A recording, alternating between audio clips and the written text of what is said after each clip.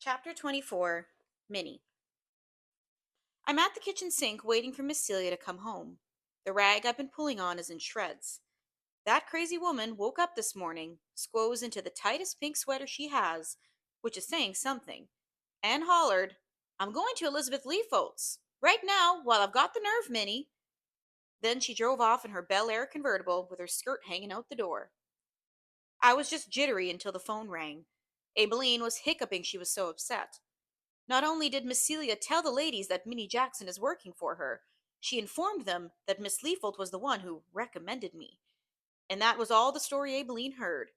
It'll take those cackling hens about 5 minutes to figure this out. So now I have to wait. Wait to find out if, number one, my best friend in the entire world gets fired for getting me a job, and number two, if Miss Hilly told Miss Celia those lies that I'm a thief. And number two and a half, if Miss Hilly told Miss Celia how I got back at her for telling those lies that I'm a thief. I'm not sorry for the terrible, awful thing I've done to her.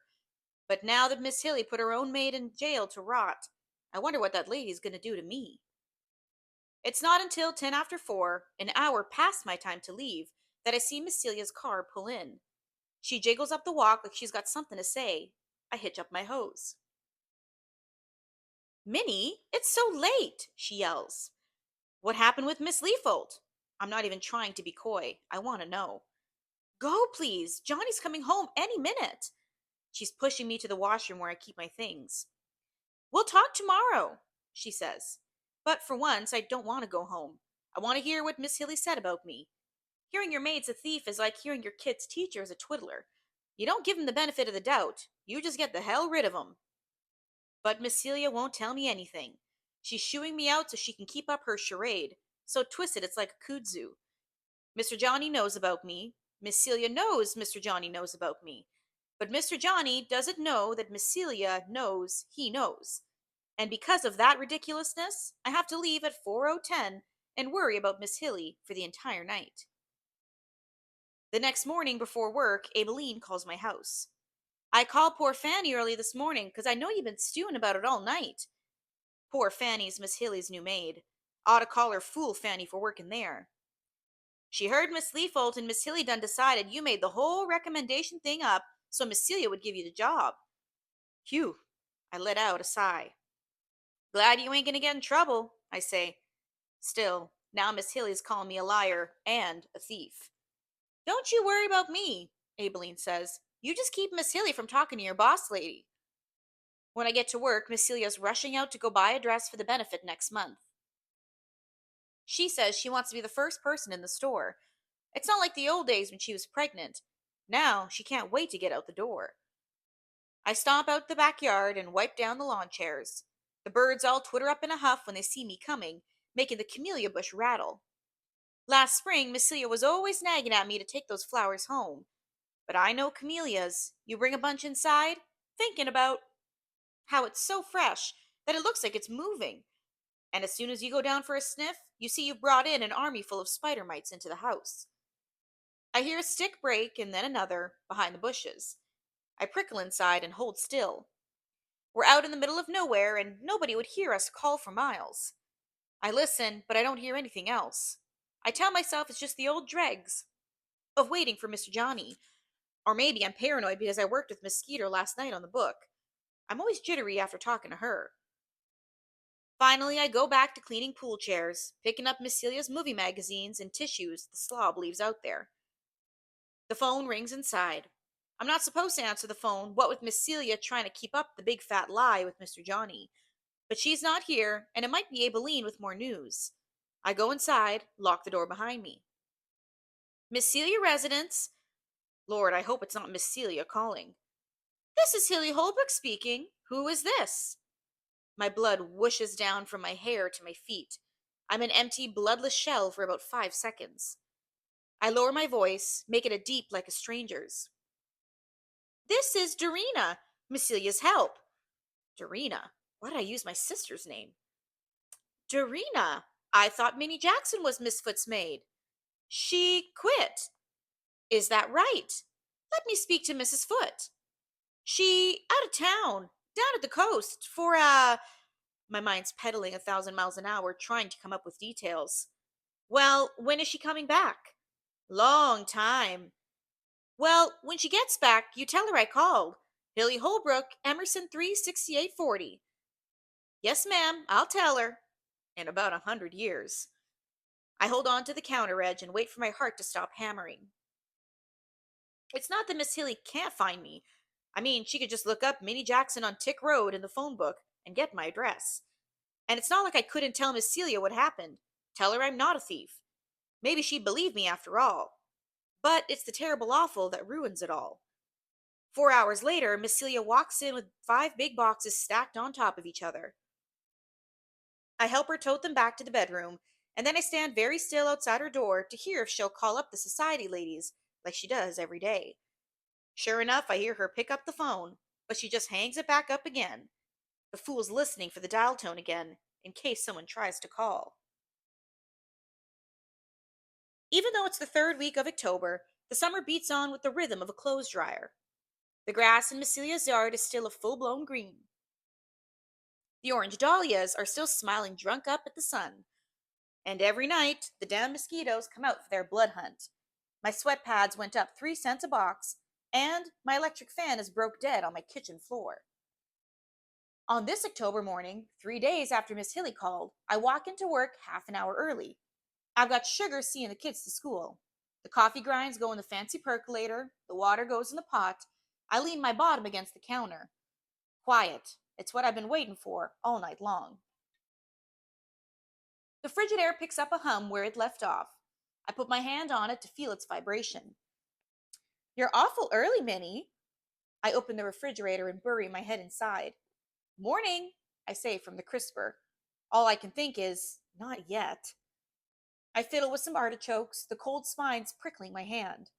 Bent over like this, my head pounds even harder. I'm going to fix you and Mr. Johnny a roast, and I'm going to fix some. But the words go all high-pitched on me. Minnie, what happened? Miss Celia has made her way around the refrigerator door without my even realizing it. My face bunches up. The cut on my eyebrow breaks open again, the hot blood stinging like a razor. Usually, my bruises won't show. Honey, sit down. Did you take a spill? She props her hand on the hip of her pink nightgown. Did you trip on the fan cord again? I'm fine, I say, trying to turn so she can't see me. But Miss Celia's moving with me, bug-eyeing the cut like she's never seen anything so awful. I had a white lady tell me once that blood looks redder on a black person. I take a wad of cotton from my pocket and hold it to my face. It's nothing, I say. I banged it on the hot bathtub. Minnie, that thing's bleeding. I think you need some stitches. Let me get Dr. Neal over here. She grabs the phone from the wall, then bangs it back. Oh, he's up at the hunting camp with Johnny. I'll call Dr. Steele then. Miss Celia, I don't need no doctor. You need medical attention, Minnie, she says, picking the phone back up. Do I really have to say it? I grip my teeth to get it out. Them doctors ain't gonna work on no black person, Miss Celia. She hangs the phone up again. I turn and face the sink. I keep thinking, this ain't nobody's business. Just do your work. But I haven't had a minute's sleep. Leroy screamed at me all night, threw the sugar bowl upside my head, threw my clothes out on the porch. I mean, when he's drinking the Thunderbird, it's one thing. But, oh, that shame is so heavy I think it might pull me to the floor. Leroy, he wasn't on the Thunderbird this time. This time, he beat me stone cold sober. Go on out of here, Miss Celia. Let me get some work done, I say because I just need some time alone. At first, I thought Leroy had found out about my working with Miss Skeeter. It was the only reason I could come up with while he was beating me with his hand. But he didn't say a thing about it. He was just beating me for the pure pleasure of it. Minnie, Miss Celia says, eyeing the cut again, are you sure you hit that in the bathtub? I run the water just to get some noise in the room. I told you I did, and I did. All right? She gives me a suspicious look and points her finger at me. All right, but I'm fixing you a cup of coffee, and I want you to take the day off, okay? Miss Celia goes to the coffee percolator, pours 2 cups, but then stops. Looks at me kind of surprised. I don't know how you take your coffee, Minnie. I roll my eyes. Same as you. She drops 2 sugars into both mugs. She gives me my coffee, and then she just stands staring out the back window with her jaw set tight. I start washing last night's dishes, wishing she'd just leave me be. She says kind of low, you can talk to me about anything, Minnie. I keep washing and feel my nose start to flare. I've seen some things back when I lived in Sugarditch. In fact, I look up, about to give it to her for getting in my business. But Miss Celia says in a funny voice, we've got to call the police, Minnie. I put my coffee cup down so hard it splashes. Now, looky here. I don't want no police getting involved. She points out the back window. There's a man, Minnie, out there. I turn to where she's looking. A man, a naked man, is out by the azaleas. I blink to see if it's real. He's tall, mealy looking, and white. He's standing with his back to us about 15 feet away. His brown, tangled hair is long, like a hobo. Even from the back, I can tell he's touching himself. Who is he? Miss Celia whispers. What's he doing here? The man turns to face front, almost like he heard us. Both our jaws drop. He's holding it out like he's offering us a po' boy sandwich. Oh, God, Miss Celia says. His eyes search the window. They land right on mine, staring a dark line across the lawn. I shiver. It's like he knows me, Minnie Jackson. He's staring with his lip curled like I deserved every bad day I've ever lived, every night I haven't slept, every blow Leroy's ever given. Deserved it and more. And his fist starts punching his palm with a slow rhythm. Punch, punch, punch. Like he knows exactly what he's going to do with me. I feel a throb in my eyes start again. We've got to call the police, whispers Miss Celia. Her wide eyes dart to the phone on the other side of the kitchen, but she doesn't move an inch. It'll take him 45 minutes just to find the house, I say. He could break down the door by then. I run to the back door, flip the lock on. I dart to the front door and lock it, ducking down when I pass the back window. I stand up on my tiptoes, peek through the little square window on the back door. Miss Celia peeks around the side of the big window. The naked man's walking real slow up toward the house. He comes up the back steps, he tries the doorknob, and I watch it jiggle, feeling my heart whopping against my ribs. I hear Miss Celia on the phone saying, Police, we're getting intruded. There's a man, a naked man, trying to get in. I jump back from the little square window just in time for a rock to smash through. Feel a sprinkle of shards hit my face. Through the big window, I see the big man backing up, and he's trying to see where he can break in next. Lord, I'm praying, I don't want to do this. Don't make me have to do this. Again, he stares at us through the window. And I know we just can't sit here like a duck dinner, waiting for him to get in. All he has to do is break a floor-to-ceiling window and step on in. Lord, I know what I have to do. I have to go out there. I have to get to him first. You stand back, Miss Celia, I say, and my voice is shaking.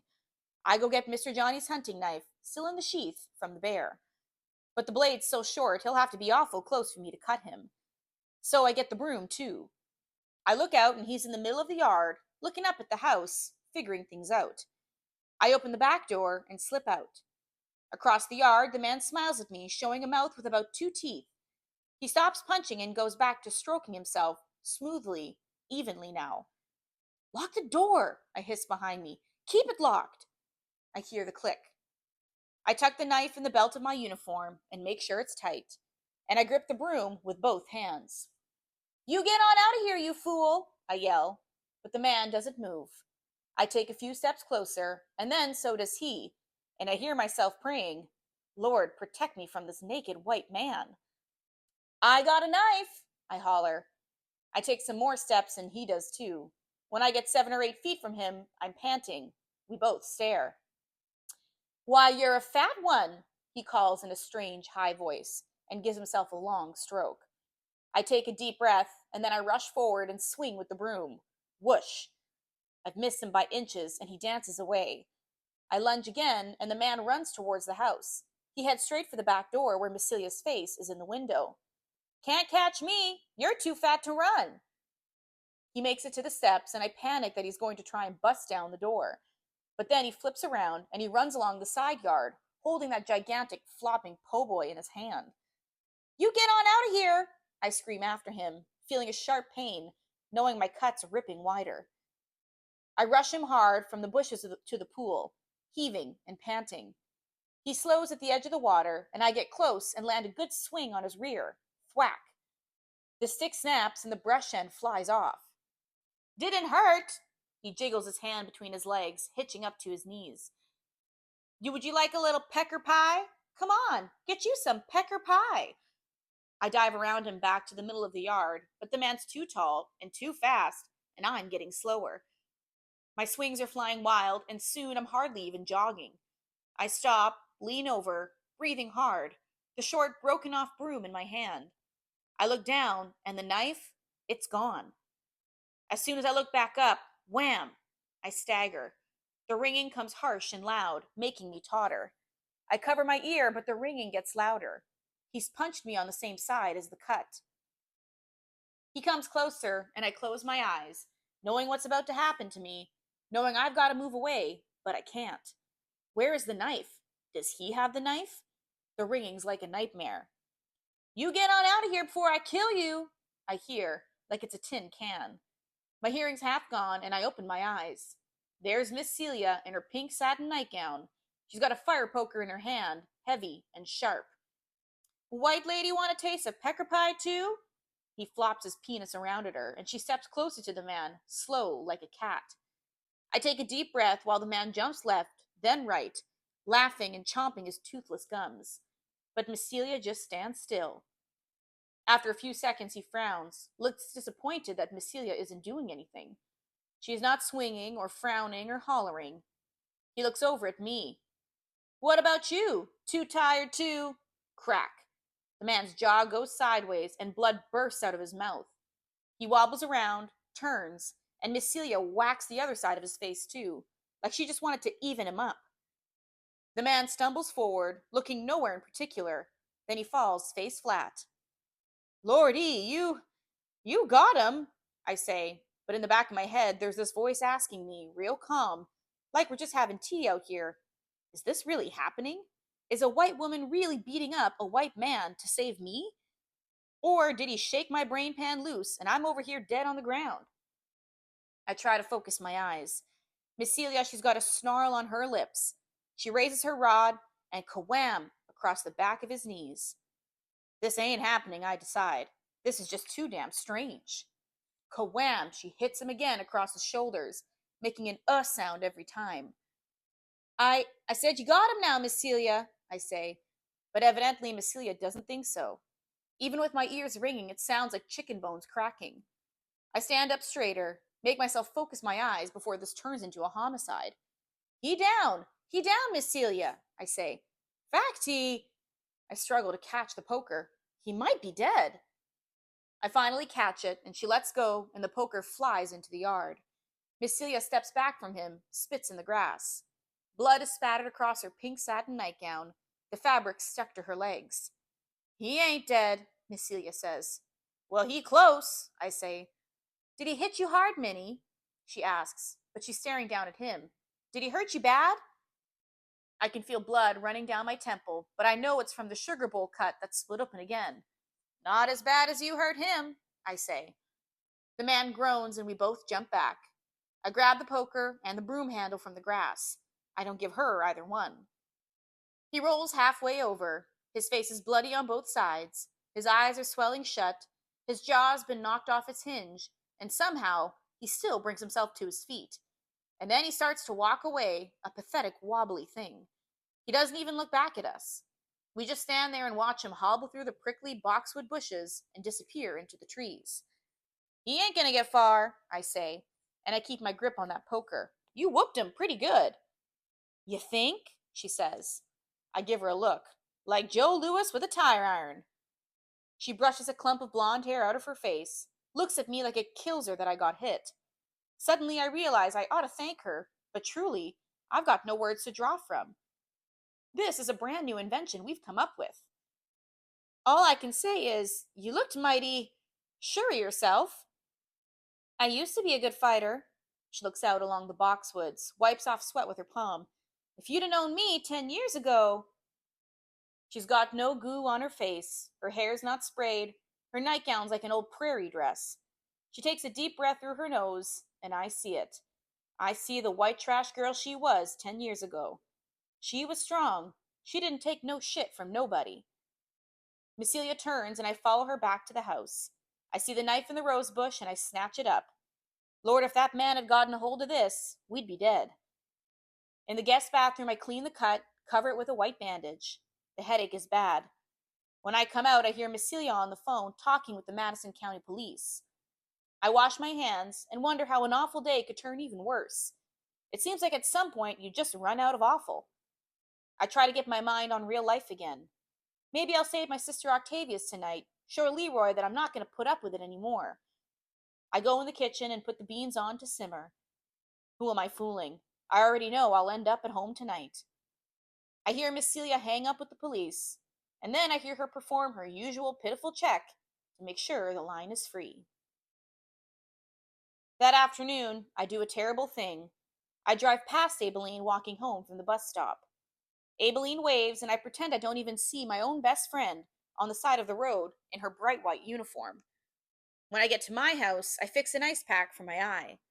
The kids aren't home yet, and Leroy's asleep in the back. I don't know what to do about anything. Not Leroy, not Miss Hilly. Never mind, I got boxed in the ear by a naked white man this morning. I just sit and stare at my oily yellow walls. Why can't I ever get these walls clean? Minnie Jackson, you too good to give old Abeline a ride?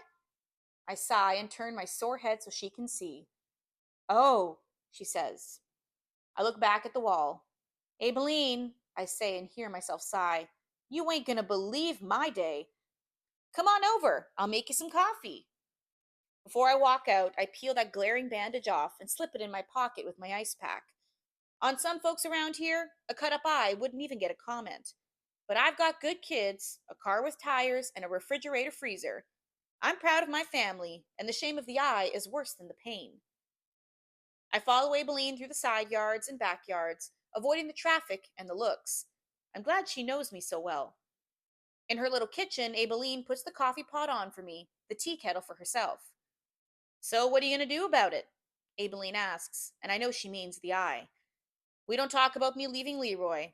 Plenty of black men leave their families behind like trash in a dump, but it's just not something that the women do. We've got the kids to think about. Thought about driving up to my sister's, but I can't take the kids. They got school. Ain't nothing wrong with the kids missing school for a few days. Not if you're protecting yourself. I fasten the bandage back, hold the ice pack to it so the swelling won't be so bad when my kids see me tonight. You tell Miss Celia you slip in the bathtub again. Yeah, but she knows.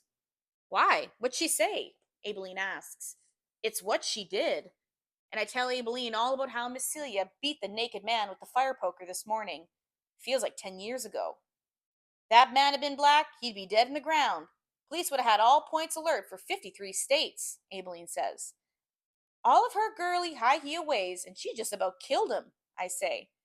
Abeline laughs. What did he call it again? Pecker pie. Crazy Whitfield fool. I have to keep myself from smiling because I know it'll make the cut split open again. La, Minnie, you've had some things happen to you. How come she ain't got no problem defending herself from that crazy man, but she chase after Miss Hilly like she begging for abuse? I say this even though Miss Celia's getting her feelings hurt is the least of my worries right now. It just feels kind of good to talk about somebody else's screwed up life. It almost sounds like you care, Abeline says, smiling. She just don't see 'em. The lines. Not between her and me. Not between her and Hilly. Abeline takes a long sip of her tea. Finally, I look at her. What you so quiet for? I know you got an opinion about all this. You're gonna accuse me of philosophizing. Go ahead, I say. I ain't afraid of no philosophy. It ain't true. Say what? You talking about something that don't exist. I shake my head at my friend. Not only is they lines, but you know good as I do where them lines be drawn. Abeline shakes her head. I used to believe in 'em. I don't anymore. They in our heads. People like Miss Hilly is always trying to make us believe they there, but they ain't. I know they there 'cause you get punished for crossing 'em, I say. At least I do. A lot of folks think if you talk back to your husband, you cross the line and that justifies punishment. You believe in that line? I scowl down at the table. You know I ain't studying no line like that. 'Cause that line ain't there, except in Leroy's head. Lines between black and white ain't there neither. Some folks just made those up a long time ago. And that go for the white trash and the society ladies, too. Thinking about Miss Celia coming out with that fire poker when she could have hid behind the door, I don't know. I get a twinge. I want her to understand how it is with Miss Hilly, but how do you tell a fool like her? So you saying there ain't no line between the help and the boss neither? Aibileen shakes her head. There's just positions, like on a checkerboard. Who work for who don't mean nothing. So I ain't crossing no line if I tell Miss Celia the truth, that she ain't good enough for Hilly? I pick my cup up. I'm trying hard to get this, but my cut's thumping against my brain. But wait, if I tell her Miss Hilly's out of her league, then ain't I saying there is a line? Aibileen laughs and pats my hand. All I'm saying is, kindness don't have no boundaries. I put the ice to my head again. Well, maybe I'll try to tell her, before she goes to the benefit and makes a big pink fool of herself. You going this year? Aibileen asks. If Miss Hilly's going to be in the same room as Miss Celia, telling her lies about me, I want to be there. Plus, Sugar wants to make a little money for Christmas. Be good for her to start learning party serving. I'll be there too, says Aibileen. Miss Leafel done asked me 3 months ago would I do a ladyfinger cake for the auction. That old bland thing again? Why them white folks like the ladyfingers so much? I can make a dozen cakes taste better than that. They think it's real European. Aibileen shakes her head.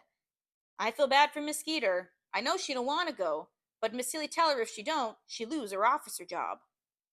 I drink down the rest of Aibileen's good coffee, watch the sun sink. The air turns cooler through the window. I guess I gotta go, I say, even though I'd rather spend the rest of my life right here in Aibileen's cozy little kitchen, having her explain the world to me. That's what I love about Aibileen. She can take the most complicated things in life and wrap them up so small and simple, they'll fit right in your pocket. You and the kids want to come stay with me? No. I untack the bandage, slip it back into my pocket. I want him to see me, I say, staring at my empty coffee cup. See what he's done to his wife.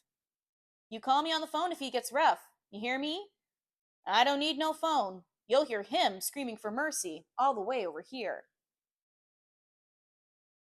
The thermometer by Miss Celia's kitchen window sinks down from 79 to 60 to 55 in less than an hour.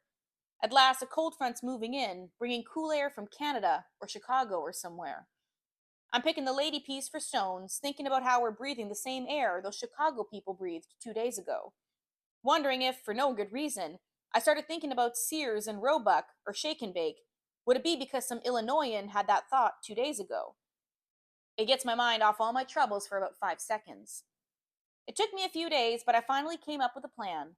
It's not a good one, but at least it's something. I know that every minute I wait is a chance for Miss Celia to call up Miss Hilly. I wait too long, and she'll see her at the benefit next week.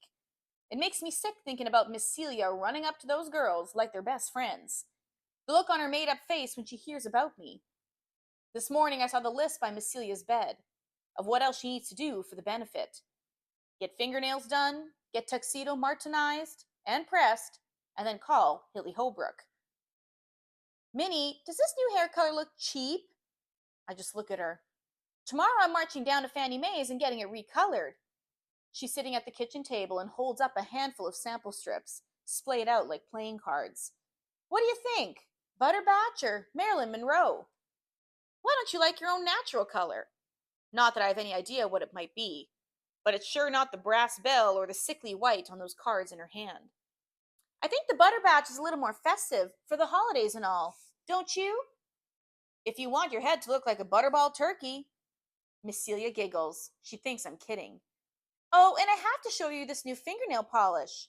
She scrambles in her purse, finds a bottle of something so pink it looks like you could eat it.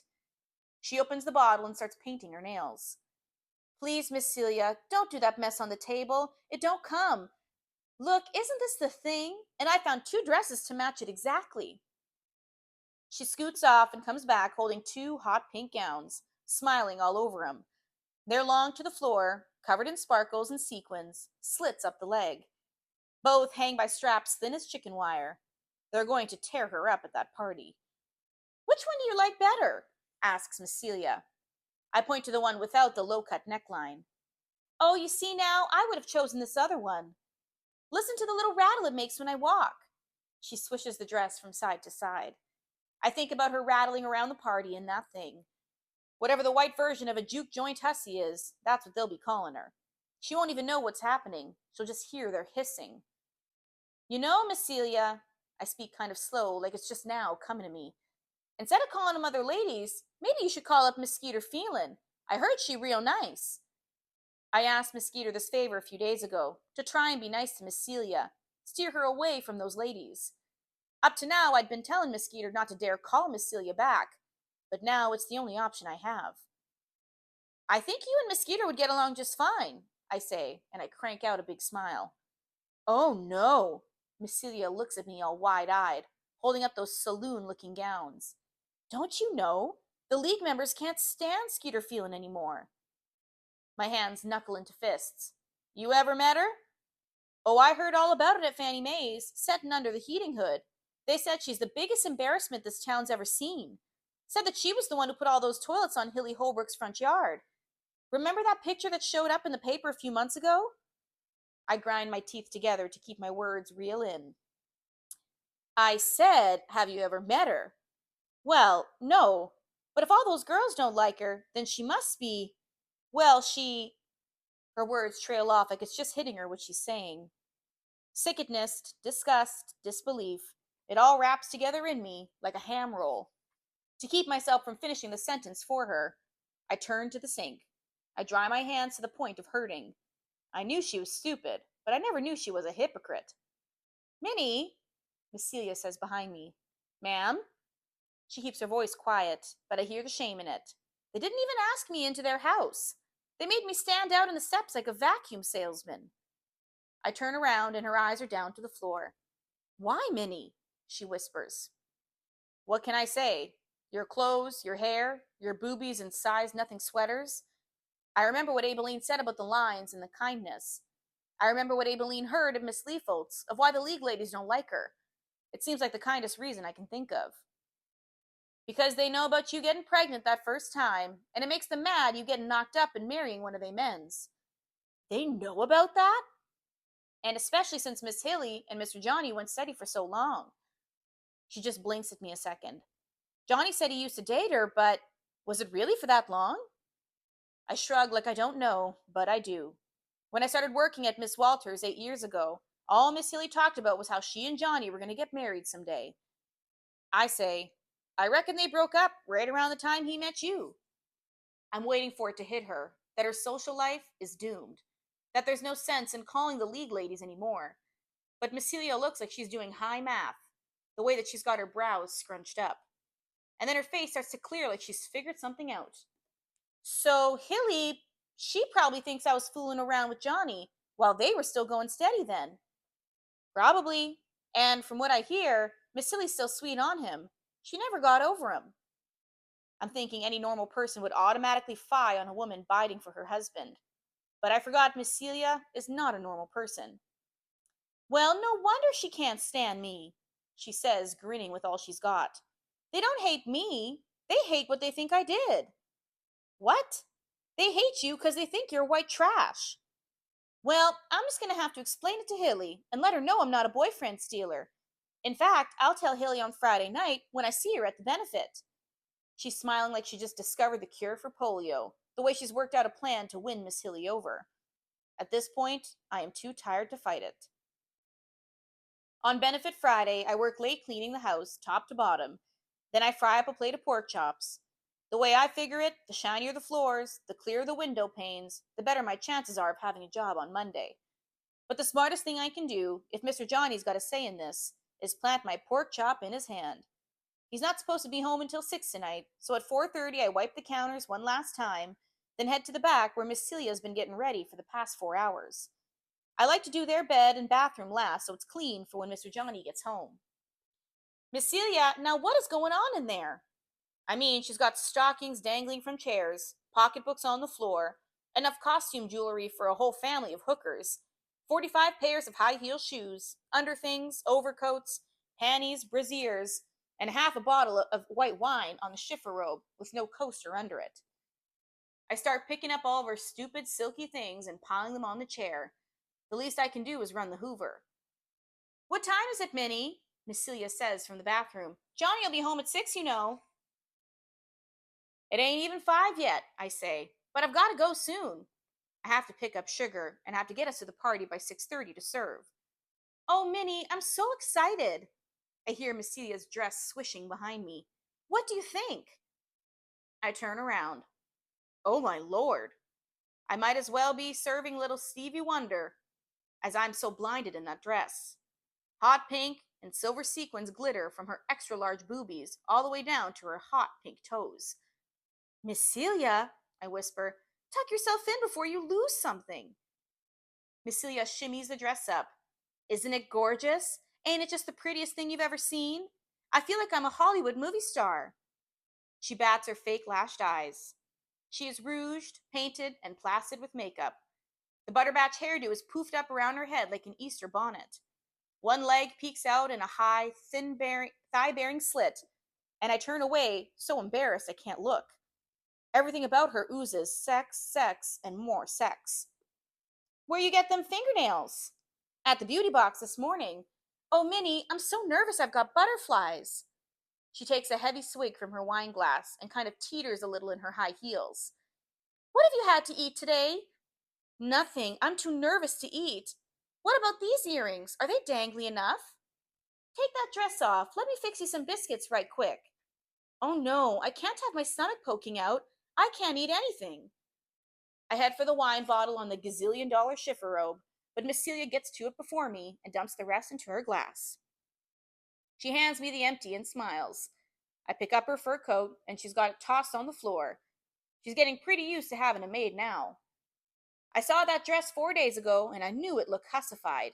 Of course, she had to pick the one with the low neckline. But I had no idea what would happen when she stuffed herself inside it. She's popping out like a corncob in Crisco. With 12 benefits under my belt, I've hardly seen so much as a bare elbow there, much less bosoms and shoulders. She goes in the bathroom and dabs some more rouge on her gaudy cheeks. Miss Celia, I say, and I close my eyes, praying for the right words. Tonight, when you see Miss Hilly, she smiles into the mirror. I got it all planned. When Johnny goes to the bathroom, I'm just going to tell her. They were over with by the time Johnny and I started getting together. I sigh.